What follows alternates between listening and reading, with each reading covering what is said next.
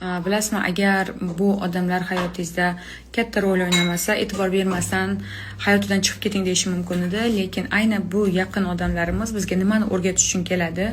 O'shaning uchun bitta maslahatim, hali bugungacha yomonlikka yaxshilik qilib yutkazgan odamning o'zi yo'q. Kim mo'jizaviy seminarimda bo'lsa, o'sha yerda bitta praktika bilan bo'lishganman. Atrofingizdagi любой asabingizga tegadigan odamni oling, agar даже birga yashayotgan bo'lsangiz ham, va o'sha odamni 10 ta yaxshi tomonini yozing. Sifati bo'ladimi, qo'ldan keladigan narsasi bo'ladimi va nima qilishdan, sizga nisbatan nima qilishdan qat'iy nazar o'sha narsani og'zaki aytishni o'rganing.